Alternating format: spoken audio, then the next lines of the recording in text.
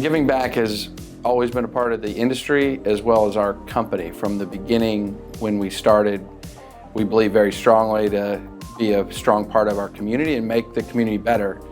That was never more needed than during COVID. And so we did the same thing we always do, is we roll up our sleeves and we help people around us in need, whether it be at our properties and giving support to those that were furloughed and had needs, to in our community here in Columbus, where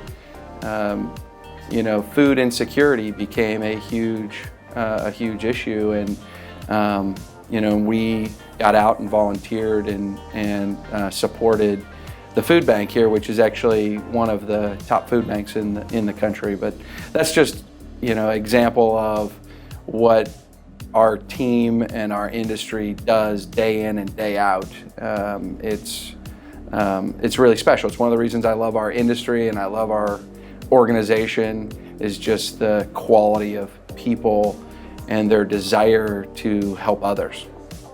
I think this may be a little self-serving, but we started Teague Talks, a podcast during the pandemic, which was a total accident, not by design. We felt guilty because we had to cancel the conference. We were devastated, and we were trying to provide some avenue for the industry to come together. When you were locked in your basement and I was locked in mine, what's everybody doing? So what we learned was that people really enjoyed it when we could share experiences virtually, and people said, oh, I'm facing that too. Oh yeah, I'm having that problem with my banker. I'm having that problem with my employees. I'm having that problem with my team members or my assets. Like, oh, I'm not alone. That's what we felt.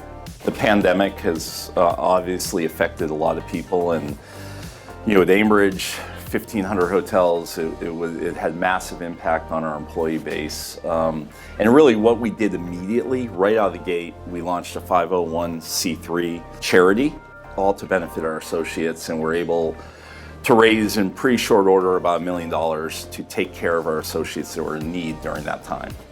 So I would say I've always believed in that giving back to the community is an important part of what we do in hospitality, or just being part of a community. The difference where my focus has been is on smaller, more community-related events and contributing, making it a little easier, and that it doesn't always have to be part of a larger organization, but really digging in and listening to the local smaller groups, the local smaller influences, to see how we can make a difference as individuals in kind of a more simplistic way that makes a bigger impact. Our first priority, first and foremost, was our internal stakeholders, our associates. I likened the pandemic, and not to be overly melodramatic about it, but it was almost like going to war every day. Our frontline associates in particular, they feared and had every right to fear for their physical safety, their mental health and well-being. So we made sure that right after the onset of the pandemic, we did everything we could to make sure that they were safe and well taken care of. And so we instituted several initiatives around that. Number one, we instituted our Trust and Preparedness Plan at HVMG in May, even before all the brands did, that centered around the health and safety of not only our guests, but our associates.